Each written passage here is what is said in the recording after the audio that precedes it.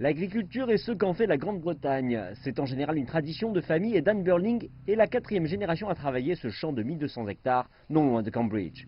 Le Brexit et la nouvelle loi gouvernementale sur l'agriculture durable signifient que l'agriculture a beaucoup à faire à l'heure actuelle. Hors Union européenne, les aides et autres subventions récompensent les pratiques durables plus que les volumes. Dan travaille là-dessus depuis 10 ans. Son troupeau hybride est soigneusement élevé pour sa santé, son tempérament, un rendement optimal à un coût minimal et un faible impact sur la terre. Les vaches suivent un régime alimentaire soigneusement mélangé de paille et de légumes, retirés des supermarchés qui achèteront leur viande. Les exploitations agricoles de ce type ne veulent pas d'un monde post-Brexit où l'on négocie désespérément avec des fournisseurs nationaux moins scrupuleux. Tout le dur labeur que nous investissons, les données additionnelles que nous recueillons, l'accent mis sur la génétique, la production d'animaux fonctionnels à bien-être élevé, la réduction de l'usage d'antibiotiques, l'utilisation plus efficace des aliments pour animaux, tout cela pourrait être simplement sapé en raison du potentiel d'importation de produits inférieurs, moins chers au Royaume-Uni.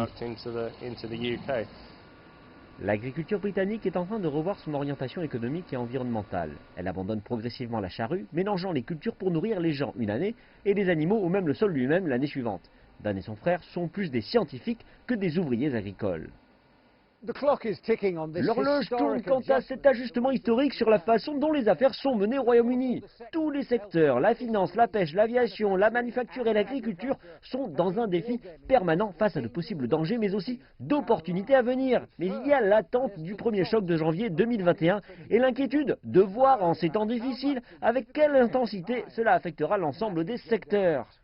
Les défis du Brexit se rapprochent à grands pas. Les régulations maritimes, les licences d'exportation, les règles du transport et pour la viande, un certificat sanitaire obligatoire de 250 $. Vous ne pouvez pas ignorer le fait qu'il s'agit d'un coût additionnel considérable. Chaque certificat sanitaire supplémentaire coûtera près de 200 livres par certificat. Et la propre estimation du gouvernement suggère qu'à l'heure actuelle, nous en avons besoin d'environ 300 000 en plus chaque année, soit un coût de 60 millions pour l'industrie, et cela avant que nous discutions de la question potentielle des droits de douane si au final il n'y a pas d'accord. Une nouvelle politique agricole est attendue depuis longtemps et progressivement les fermes agricoles deviennent plus efficaces et conscientes de l'environnement et de ses limitations. Mais il y a des obstacles à franchir avant cela et cela relève désormais de la tâche des négociateurs à Londres et à Bruxelles.